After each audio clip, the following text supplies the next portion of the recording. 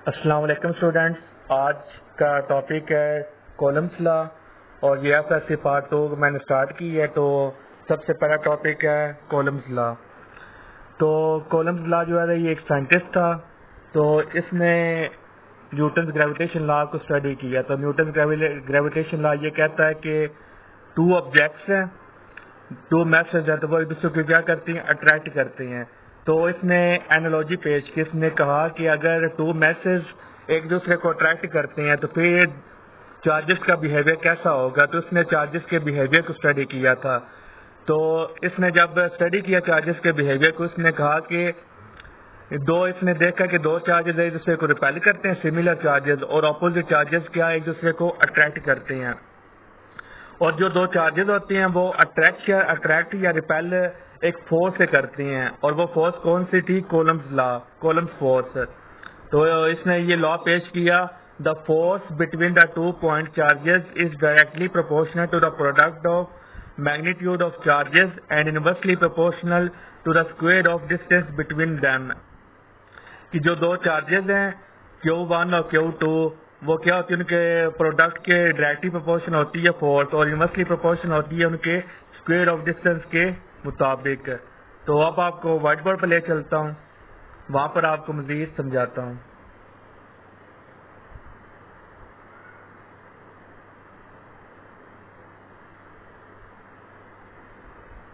तो अब मैं व्हाइट बोर्ड पे आ चुका हूँ।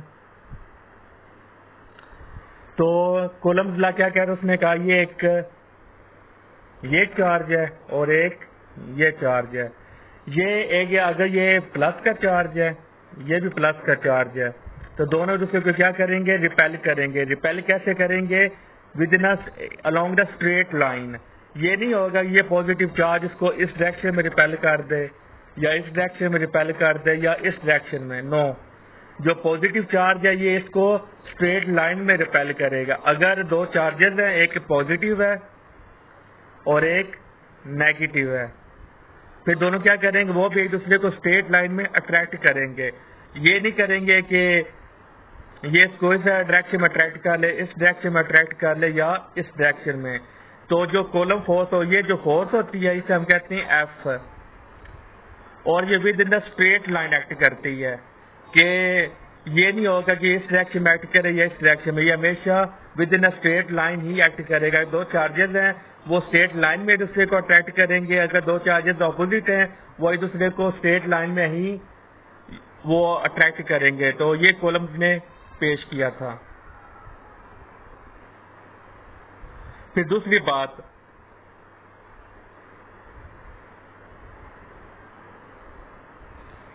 तो कोलम्स लॉ ने कहा था कि जो चार्जेस होने चाहिए वो पॉइंट चार्जेस होने चाहिए।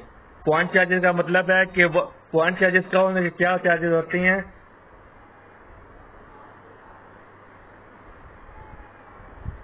Point charges.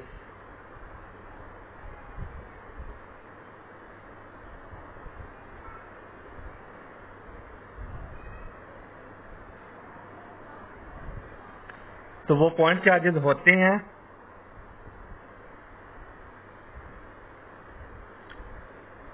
The charges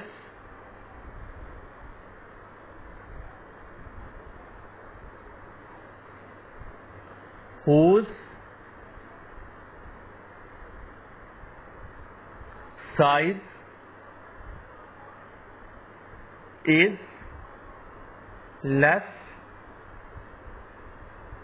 than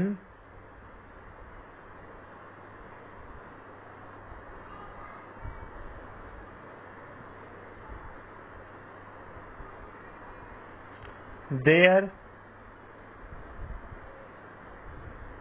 distance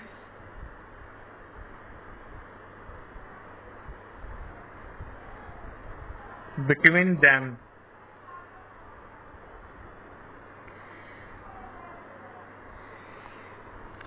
तो पॉइंट चार्जेस क्या होते हैं, the charges whose size is less than their distance between them।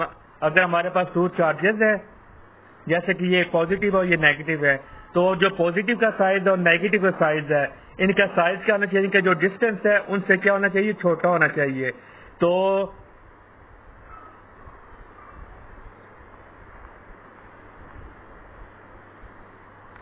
जैसे लेट्स सपोज ये एक बहुत बड़ा चार्ज है, लेकिन जो दूसरा चार्ज है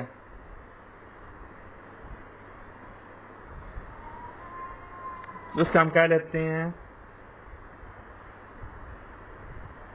तो एक हमारे पास ये एक चार्ज है वो यहाँ पे पड़ा हुआ है, तो ये जो चार्ज है जिसको मैंने रेड शो किया है, तो ये इतना दूर होना चाहिए कि ये जो एक चार्ज है ये इसको क्या लगे, एक पॉइंट लगे।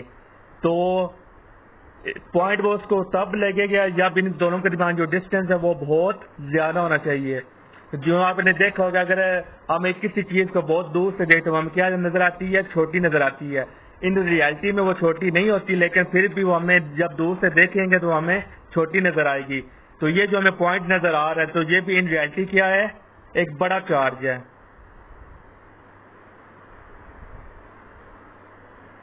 तो ये एक बड़ा चार्ज है, लेकिन इन दोनों के बीच जो डिस्टेंस है रेड और इसमें, तो इन दोनों के जो डिस्टेंस है वो बहुत ज्यादा है। तो जो डिस्टेंस बहुत ज्यादा होने की वजह से जो ये वाला है इसको ये पॉइंट नजर आएगा और इसको ये वाला चार्ज पॉइंट चार्ज नजर आएगा। इसलिए कॉलम्स ने कहा था कि जो दो चार्जेस हैं वो पॉइंट चार्जेस होने चाहिए। पॉइंट चार्जेस का मतलब ये नहीं है कि वो चार्जेस बड़े स्मॉल होने चाहिए। पॉइंट चार्जेस का मतलब है कि उनके दिमाग जो डिस्टेंस है वो इतना ज्यादा होना चाहिए कि वो एक दूसरे को एज अ पॉइंट नजर आए। और अब ये सवाल अब पैदा होता है कि कॉलम्स ने पॉइंट चार्जेस का यानी कि चार्जेस के बाद जो डिस्टेंस है वो बहुत ज्यादा क्यों रखा। वो चार्जेस का डिस्टेंस कम भी ले सकता था, लेकिन उसने इतना डिस्टेंस ज्यादा क्यों लिया कि दोनों चार्जेस जो एक बहुत बड़े चार्जेस, लेकिन फिर भी वो हमें क्या नजर आती हैं, पॉइंट चार्ज, वो पॉइंट नजर आते हैं।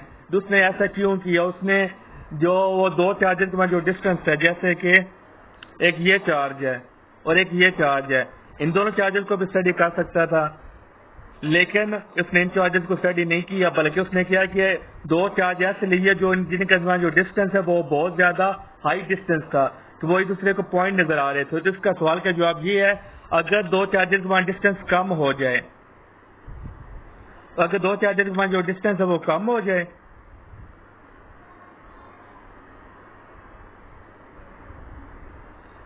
तो फिर क्या करते हैं कि मैं यहाँ पर थोड़ा सा ना वो आपको मजीद डिटेल से बता देता हूँ।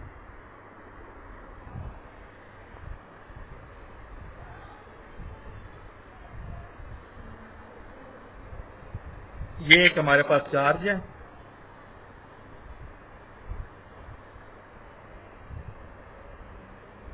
और एक हमारे पास ये चार्ज है।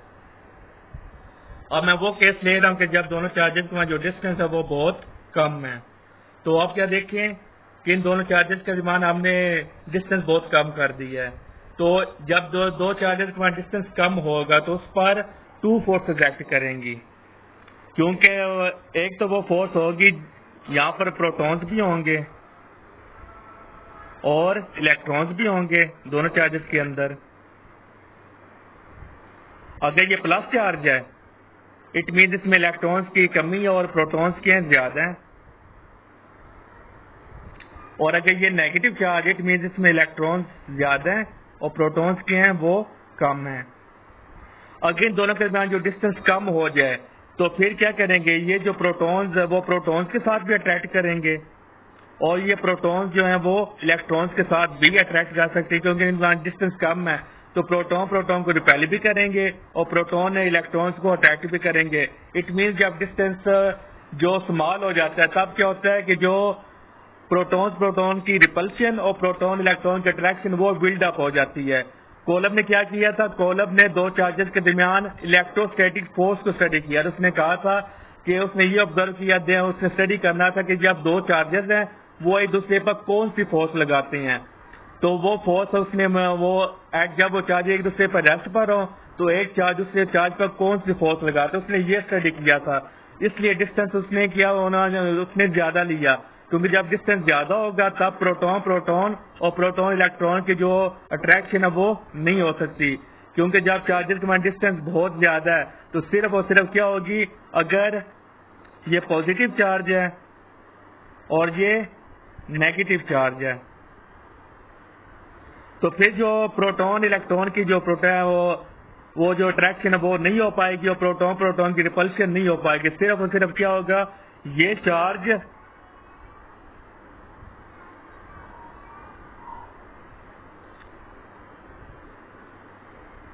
तो ये चार्ज इस पर एक फोर्स लगाएगा और according to Newton third law जितनी ये चार्ज फोर्स लगा रहा है उतनी फोर्स क्या करेगा, ये वाला चार्ज इस पर फोर्स लगाएगा और दोनों एक दूसरे के ऑपोजिट इन डायरेक्शन होंगे लेकिन इक्वल इन मैग्नीट्यूड होंगे। तो कोलम ने बेसिकली ये स्टडी किया था कि एक चार्ज दूसरे चार्ज पर कौन सी फोर्स लगाता है और उस फोर्स उसने नाम दिया इलेक्ट्रोस्टैटिक फोर्स। तो इसलिए जो डिस्टेंस था वो क्या था, इसलिए डिस्टेंस कम था, इसलिए इसने डिस्टेंस ज्यादा लिया। अगर डिस्टेंस कम हो फिर ये वाली फोर्स के अलावा न्यूक्लियर फोर्स भी डेवलप हो जाती है। तो जब चार्जेस में जो डिस्टेंस है वो कम हो तो at a time two forces act करती हैं, एक न्यूक्लियर फोर्स और एक इलेक्ट्रोस्टैटिक फोर्स। तो फिर जो हमने स्टडी करना है इलेक्ट्रोस्टैटिक फोर्स वो तो फिर हम एग्जैक्ट उसकी वैल्यू कैलकुलेट नहीं कर पाएंगे क्योंकि उसमें जो है वो न्यूक्लियर फोर्स भी इंक्लूड हो जाएगी और इलेक्ट्रोस्टैटिक दोनों फोर्सेज हो जाएंगी। तो इसलिए चार्जेस के बाद जो डिस्टेंस है वो बहुत ज्यादा होना चाहिए ताकि न्यूक्लियर फोर्स वो क्योंकि जब भी डिस्टेंस है वो ज्यादा हो जाती है न्यूक्लियर फोर्स क्या हो जाती है, कम हो जाती है। तो डिस्टेंस अगर बहुत ज्यादा हो तो न्यूक्लियर फोर्स क्या हो जाएगी, वो जीरो हो जाएगी दो चार्जेस के दरमियान और सिर्फ इलेक्ट्रोस्टैटिक फोर्स ही बचेगी और वो इसने स्टडी किया था। इसलिए उसने कहा था कि दो चार्जेस क्या होने चाहिए, पॉइंट चार्जेस होने चाहिए। अब आ जाते हैं थ्योरी पे। तो थ्योरी कहती है कि force is directly proportional to the product of charges between the force is directly proportional to the product of two charges and inversely proportional to the square of distance। इन दोनों को combine कर दिया तो फिर हमारे पास रिलेशन बन गया फिर directly proportional to Q1 Q2 divided by R square. तो प्रोपोर्शनैलिटी को खत्म किया तो हमारे पास क्या आ गया, फिर equal to K Q1 Q2 divided by R square. अब देखिए यहाँ पर K एक कांस्टेंट है, ये प्रोपोर्शनैलिटी कांस्टेंट है। तो जो कॉलम्स था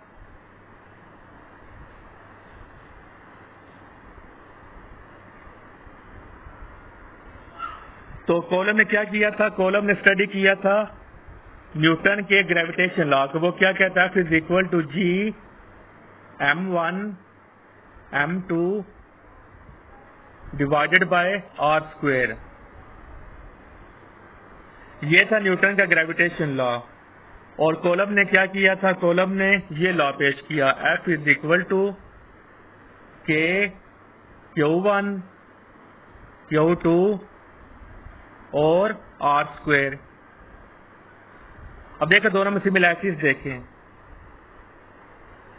न्यूटन का जो ग्रेविटेशन लॉ है वहां पर आता है F is equal to G M1 M2 divided by R square और जो कॉलम का फोर्स है कॉलम्स का उसमें आता है F is equal to K Q1 Q2 divided by R square.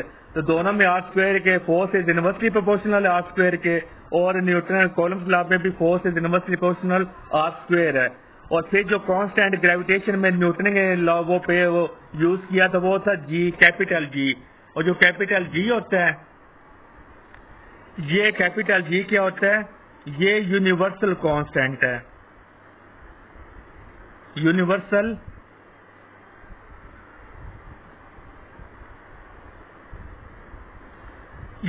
Constant है जो कैपिटल G है। यूनिवर्सल कांस्टेंट का मतलब है कि इसकी वैल्यू हमेशा कांस्टेंट रहेगी, इसकी वैल्यू चेंज नहीं होगी।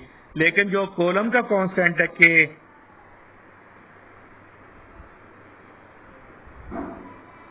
जो कॉलम का कांस्टेंट है K, ये क्या है, ये यूनिवर्सल कांस्टेंट नहीं है बल्कि ये it is medium dependent. It is medium dependent, इसकी वैल्यू किस पर डिपेंड करती है, मीडियम पर। तो इसलिए जो K है कॉलम्स लॉ में वो यूनिवर्सल कांस्टेंट नहीं है। लेकिन जो न्यूटन लॉ में जो कांस्टेंट है कैपिटल G वो हमारा क्या है, वो यूनिवर्सल कांस्टेंट की उसकी वैल्यू चेंज नहीं होती। तो ये दोनों लॉज में फर्क है कि कॉलम्स लॉ में K है वो मीडियम डिपेंडेंट, इसकी वैल्यू हर मीडियम के लिए फिक्स्ड होगी।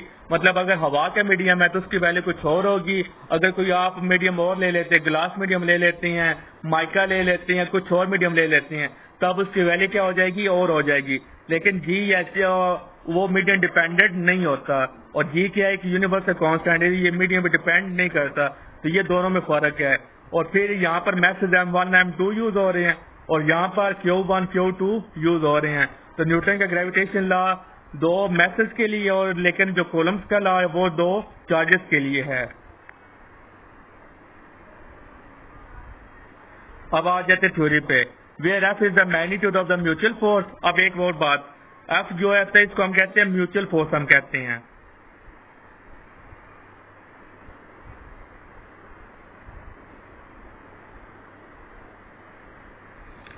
F is the mutual force.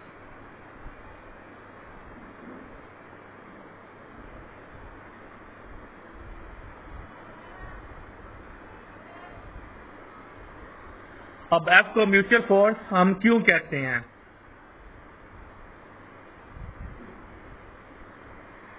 F को म्यूचुअल फोर्स क्यों कहते हैं? देखिए ये एक चार्ज है और एक ये चार्ज, ये दोनों पॉइंट चार्जेस हैं और इनके बीच जो डिस्टेंस है वो बहुत ज्यादा है और ये भी पॉजिटिव है और ये भी पॉजिटिव है।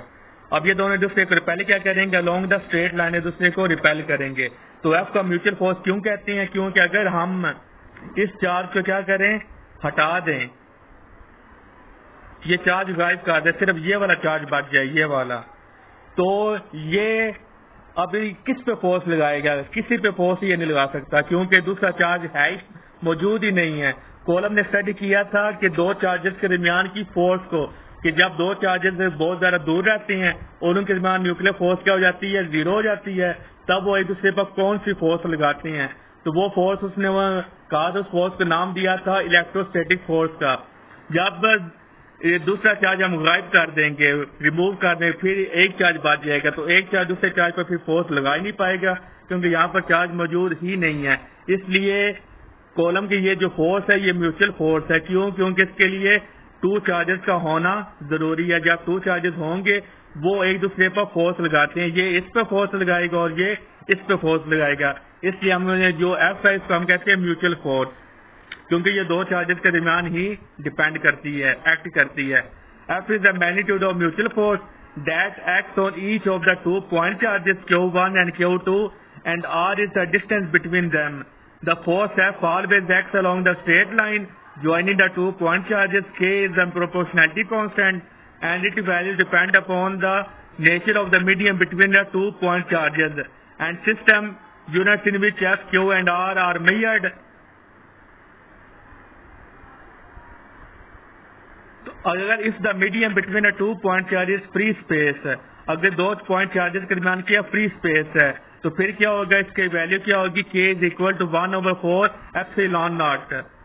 और फ्री स्पेस क्या होता है वो जान लेते हैं,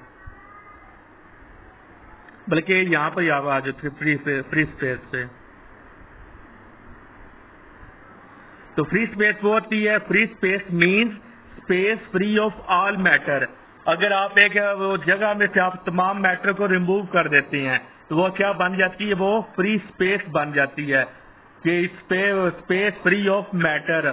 लेकिन ये प्रैक्टिकली अनअटेनेबल है, आप प्रैक्टिकली आप फ्री स्पेस अचीव नहीं कर सकते क्योंकि फ्री स्पेस में से अगर आप बाकी सारी चीजों को रिमूव कर दो, लेकिन फिर भी जो हवा है आप हवा को रिमूव नहीं कर सकते, और हवा भी क्या मैटर की एक टाइप है। तो इसलिए फिर ये फ्री स्पेस ये सिर्फ थ्योरेटिकल यूज होता है, इन रियलिटी फ्री स्पेस को आप अटेन नहीं कर सकते। तो अगर दो पॉइंट चार्जेस के दरमियान फ्री स्पेस है, फिर जो K की वैल्यू क्या होगी, 1/4 पाई एप्सिलॉन नॉट। और जो एप्सिलॉन नॉट है ये एक इलेक्ट्रिकल कांस्टेंट, इसको हम कहते हैं परमिटिविटी ऑफ फ्री स्पेस। अब परमिटिविटी क्या होता है, परमिटिविटी की डेफिनेशन है,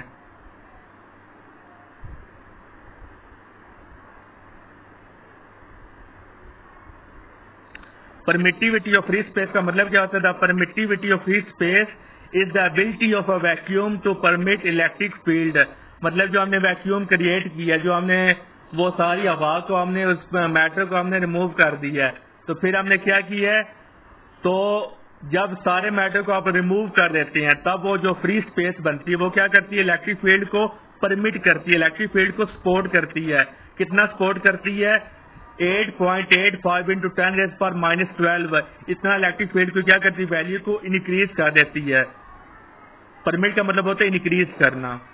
तो मतलब है कि जब फ्री स्पेस होगी तो इलेक्ट्रिक फील्ड को कितना वो इंक्रीज किया जाएगा, 8.85 इंटू 10⁻⁻12।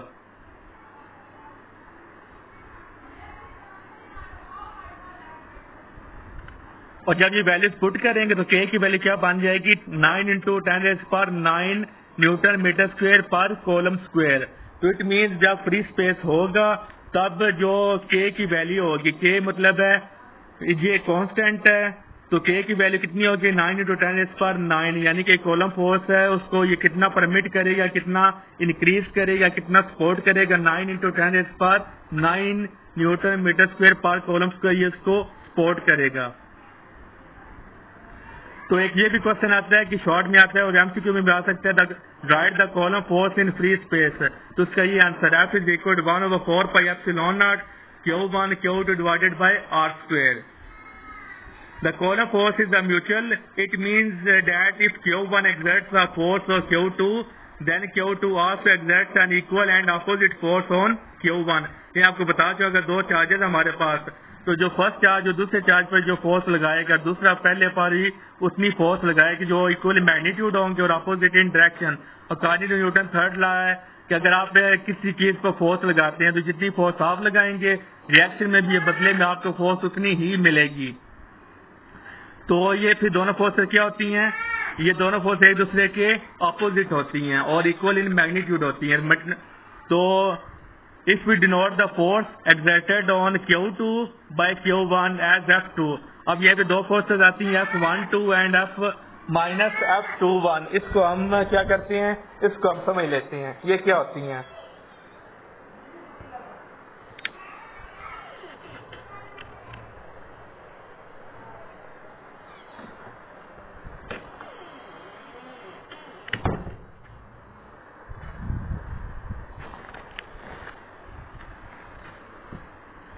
तो अब हम F12 और F21 को हम ये समझते हैं ये क्या होती हैं। व्हाइट बोर्ड पे दोबारा चलते हैं।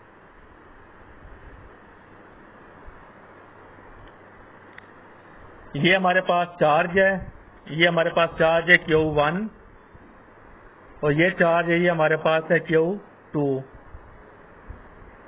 Q1 क्या करेगा, इस पर फोर्स लगाएगा। तो जो Q1 Q2 पे फोर्स लगा रहा है वो फोर्स क्या होगी, F21।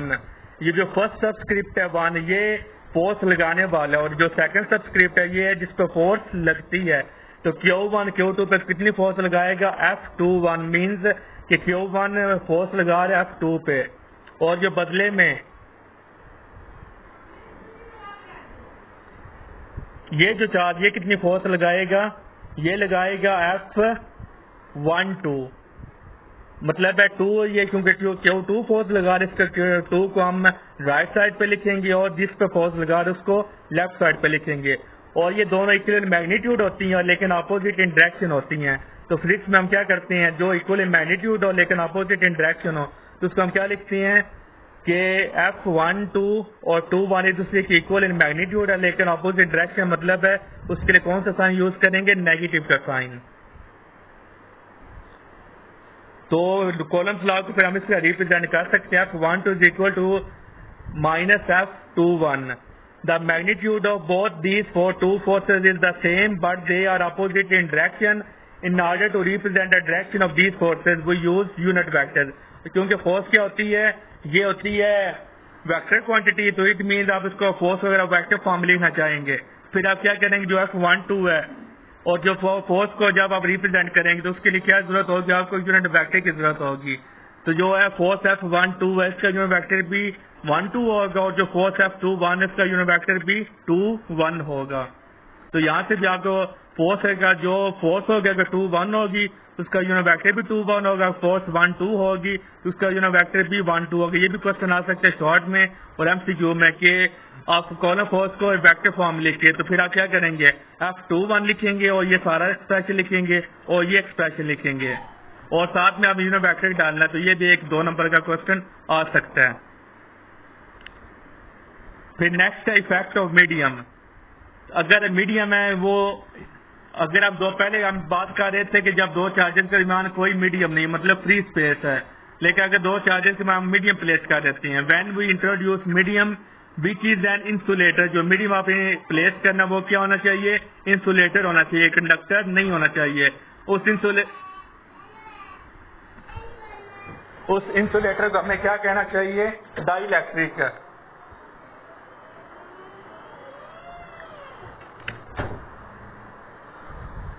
वो इंसुलेटर जो दो चार्जेस के दरमियान प्लेस किया जाता है उसको हम क्या कहते हैं, डाई इलेक्ट्रिक हम उसको कहते हैं। ये डाई इलेक्ट्रिक की डेफिनेशन भी है। If it will reduce electrostatic force compared with the free space by a factor which is constant for a given dielectric. अब दोबारा आ जाते हैं और ये देखिए हमारे पास मुख्तलिफ वैल्यूज हैं। अगर वैक्यूम होगा तो के की जो उसकी वो जो डाइइलेक्ट्रिक की वैल्यू कितनी होगी, 1 होगी। अगर ए 1.0006 होगा, माइका होगा तो 3 to 7.5 होगी। आप दोबारा व्हाइट बोर्ड पे आते हैं।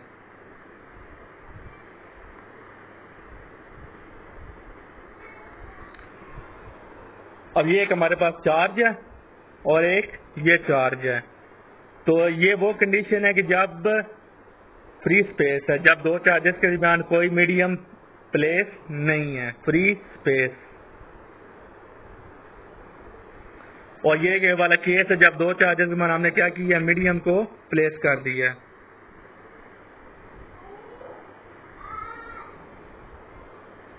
अब एक हमने क्या कर दिया, मीडियम रख दिया है इन दो पॉइंट चार्जेस के दरमियान। अब ये मीडियम क्या है, डाइइलेक्ट्रिक है। डाइइलेक्ट्रिक का मतलब है ये भी किससे मिलकर बना होता है, ये भी एलिमेंट से मिलकर बना हुआ है। इट मीन यहाँ पर पॉजिटिव और नेगेटिव होंगे। अगर ये चार्ज हमारा पॉजिटिव है और ये नेगेटिव है तो फिर क्या करेंगे, तो ये नेगेटिव है तो ये पॉजिटिव को अट्रैक्ट करेगा, तो सारे जो पॉजिटिव है वो यहाँ पर आ जाएंगे। और ये पॉजिटिव है ये नेगेटिव अट्रैक्ट करेगा तो सारे नेगेटिव ये यहाँ पर आ जाएंगे। और ये पॉजिटिव और इसके अंदर जो है पॉजिटिव और नेगेटिव ये दूसरे को क्या करेंगे, फिर ये अट्रैक्ट कर लेंगे ये दूसरे को। इट मीन्स ये क्या बन जाएगा, हिस्सा न्यूट्रल हिस्सा बन जाएगा ये वाला। तो ये क्या हो जाएगा, अब ये हिस्सा न्यूट्रल बन गया। न्यूट्रल का मतलब है यहाँ में से यहाँ पे आप जो करंट है वो पास नहीं कर सकता, फोर्स पास नहीं कर सकती। तो यही वजह है जब हम दो चार्जेस के दरमियान हम डाइइलेक्ट्रिक रख देते हैं तो वो क्या करते हैं, उसकी इलेक्ट्रोस्टैटिक फोर्स को हम क्या करते हैं, डिक्रीज कर देते हैं।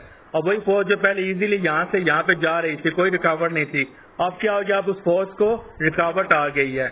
तो अब वो यहाँ पर अगर फोर्स की वैल्यू ज्यादा होगी, मैक्सिमम होगी, लेकिन यहाँ पर फोर्स की वैल्यू क्या हो जाएगी, मिनिमम होगी। इट मीन जब हम, क्योंकि यहाँ पर एक रुकावट आ गई है और ये क्या करेगा, फोर्स को इस चार्ज तक पहुंचने में मुश्किल पेश करेगी।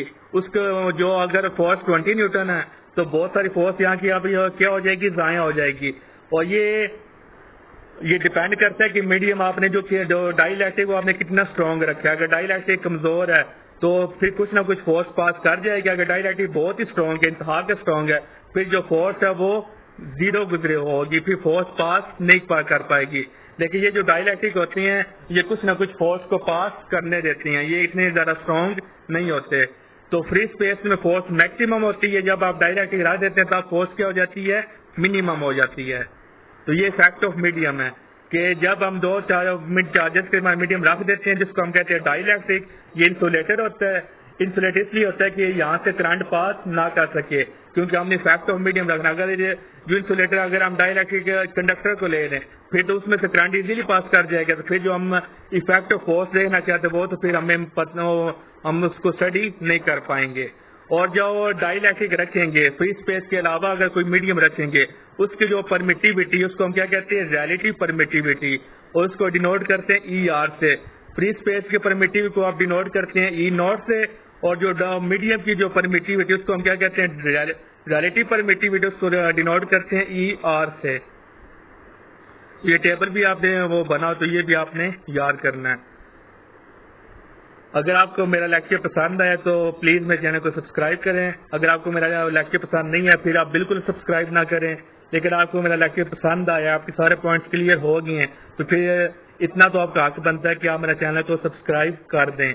तो अगर आप मेरे चैनल को सब्सक्राइब करेंगे तो मेरी हौसला अफजाई होगा और मैं मजीद मजे के लेक्चर लेकर आऊंगा जो आपकी सारे कंसेप्ट को क्लियर कर देंगे और आप घर बैठकर आपके सारे कंसेप्ट क्लियर हो जाएंगे, वो भी फ्री ऑफ कॉस्ट। तो जो आपने जस्ट क्या करना है, आपने जस्ट सब्सक्राइब करना है, इसके अलावा आपको और सब्सक्राइब करने के भी कोई पैसे नहीं है। तो मैंने यूएफएससी पार्ट 2 की बुक स्टार्ट की है, तो मुझे आपके सपोर्ट की जरूरत है। अगर आप मेरी हौसला अफजाई करें तो इंशाल्लाह ताला यूएफएससी पार्ट 2 की जो फिजिक्स की बुक है, जो काफी मुश्किल है, वो आपको इजी वे में आपको मैं उसके लेक्चर्स डिलीवर करूंगा। Thank you very much.